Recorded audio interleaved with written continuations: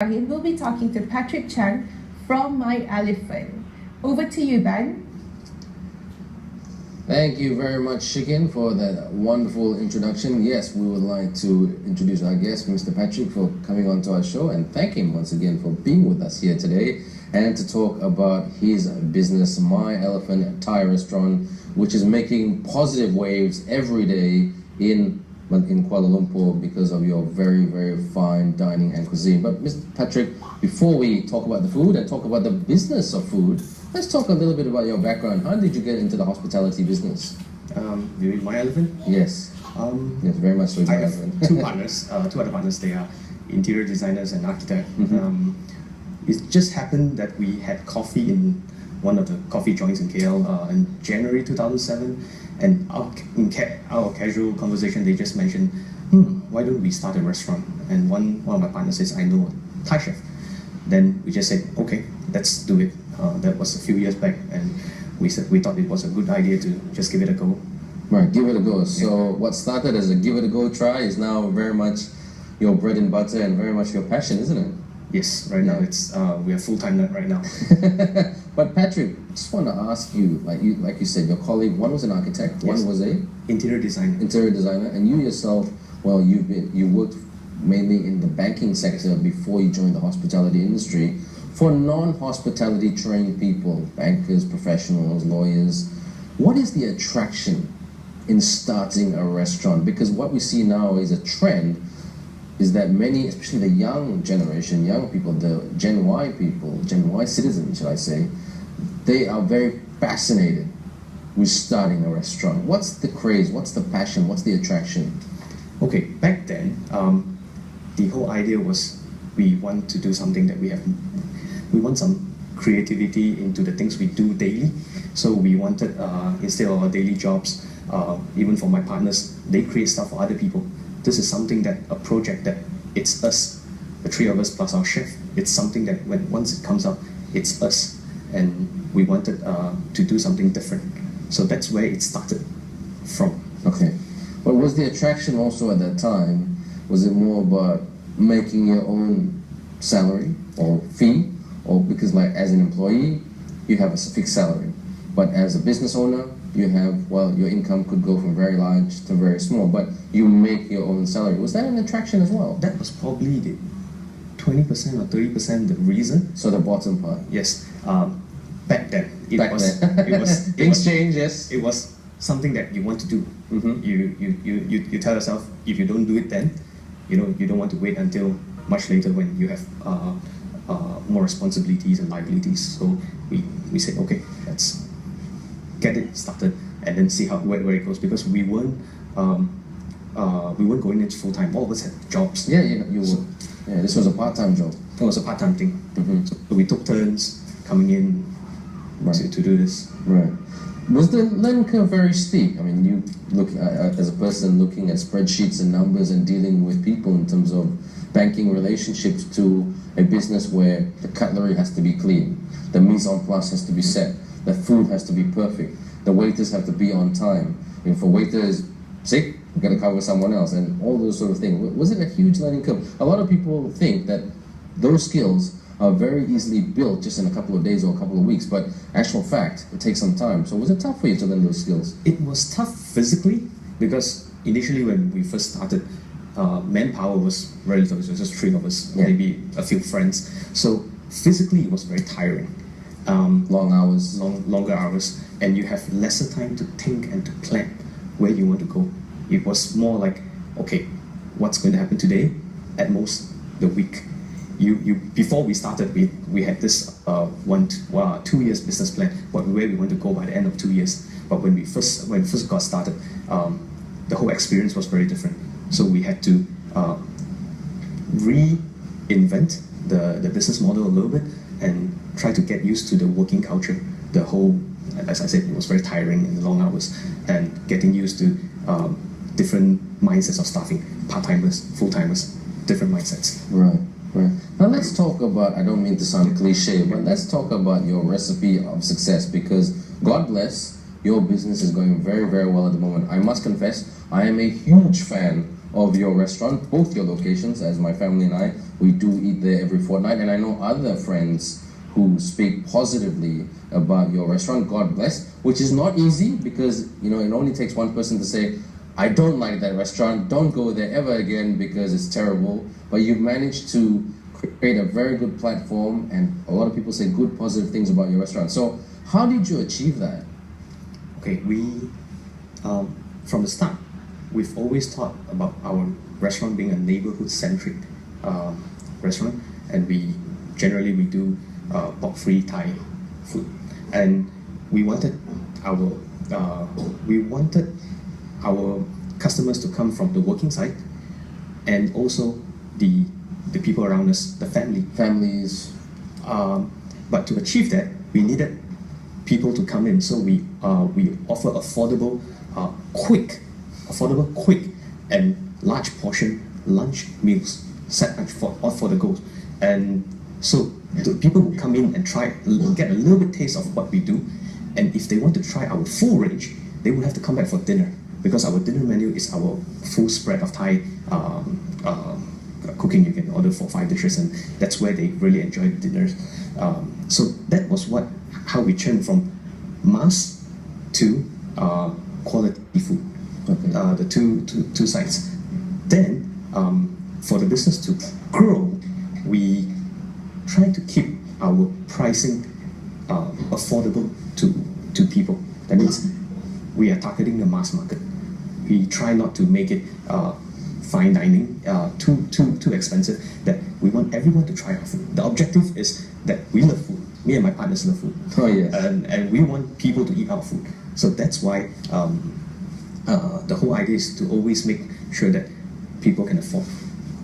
Now you spoke about affordability, you speak about affordability, you speak about pricing, making sure the price is the right mechanic to also attract people, because yes, most people, especially Malaysians, it is very much about the price, because if they can't afford it, they won't come. Now, the last couple of years have been quite tough on business operators, whether it's regardless of what industry. And there's been a lot of talk about inflation, yes, GST is coming in, price increases. Now, this is a question that I'd like to ask in the sense that how do you keep your pricing attractive, but at the same time not negating on profits, because you do have to make a profit, that's what business is all about. And at the same time, you have to balance the other factors that are pushing prices up. What's your formula for that? One of my partners actually mentioned this. He made a point saying, never reduce your quality, never compromise on your quality. So whatever we do, the first thing besides doing, everything goes up, let's hike the price, we always look at how we can get our resources, our supplies in the best price. From all the way directly, taking it from the main supplier from Thailand, all the way in, we have done that. Or to set up our centralized kitchen just to prepare stuff so that we can buy in bulk, which is a cheaper price, just to maintain the price. So we will look into that first. Until that is not feasible, then only we will consider our pricing. Right. Okay, so very much, regardless of what's happening in the market, you just gotta stay firm on your price. If not, customers won't come back? Yep. Okay. Now, let's speak about the business environment. GST is coming. A lot of things are happening in the business world. How are you preparing yourself for all these changes? Okay. First off, we now have a more balanced team. That means we have people doing our marketing for our promotions for us. We have a team that actually advises us on pricing. That means GST. We have to go through a bit of training from external people to tell us what we should do in terms of the pricing with GST coming, how it will affect the spending power of the people. So we are actually trying to see how we can incorporate this by not making this an issue. That means if we can hold our prices, and because another 6% is going to be tough, we would have to manage how we purchase our goods. And if there are products that actually don't do very well, we are looking into maybe moving those away if it's another cost to carry onto a menu that actually doesn't sell, that would actually help with the pricing of our stuff. Right. Okay. So, how long are you giving yourself in terms of learning before the actual GST starts? Because February is almost here. GST comes in April, next year. Yeah. So how long do you give yourself to really learn and really get familiar with the product of GST? Because it's not something that can be learned in 1 week. Yes. So we're hoping that by the end of 2014, we should be ready, because our business plan and pricing is planned 1 year before. Right. So once we hit 2014, that's how we are going to run for the year. So by the end of this year, we have to know how 2015 is going to happen for us internally and also externally. So this has to come out by definitely end of the year. Yeah. Now, Patrick, let's talk about food management. Yeah. I mean, I like the word I like to use is the FMCGians call it SKU, stock keeping unit. Which particular SKU is making the highest amounts of profit? Now, in terms of the Thai palette in the Malaysian world, which one is more famous? Top Man Pla, green chicken curry, the fried rice, or are the others? Which one is it? Okay, Tom Man Pla fish cake and green curry, it's almost selling equally as well in our Always the top. Usually the top 7. Really? Yeah. Consistently, the top 7 in our shops. Right. Why those? In your opinion, why those 2 particular dishes? Because customers, when they come in, they normally try. They are probably 10% adventurous. Mm-hmm. The 90% of them, they still want okay. The tried and trusted. Yes, fish cake. It's Thai food. I like it. I'm going to eat it. Green curry. You don't get green curry in a Chinese restaurant. So some do, but you don't get green curry in a Chinese restaurant. So they say, okay, when I come to the Thai restaurant, I definitely have to order the green curry. Right. Okay. Now, you said 10% are the adventurous type. From a marketing perspective, I mean, our show is very much about learning and the fun of business, very much so, and that's why our audience does tune into us.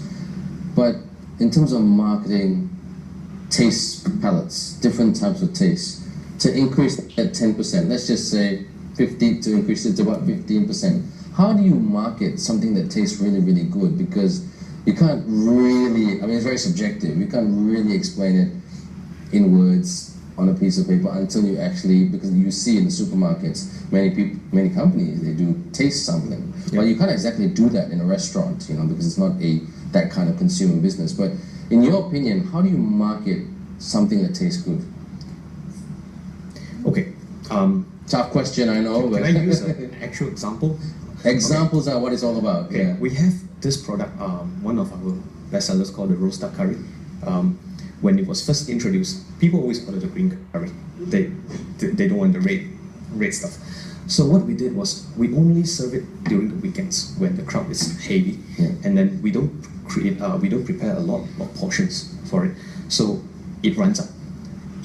After the first 2 weekends, when our waiters and waitresses starts to promote it and they like it, Mm-hmm. we start getting calls Mm-hmm. to order the duck curry. Mm-hmm. And then now it's all about social media. Yeah. And when social media, someone posts a picture about it, people Yeah. will start calling in. So from there, people tend to see, oh, this is another tried and tested but a bit adventurous product. Okay. So they would say, okay, we want to give it a go. So that's how our duck curry got more and more popular, and now it's already part of our menu. We infuse it into our menu.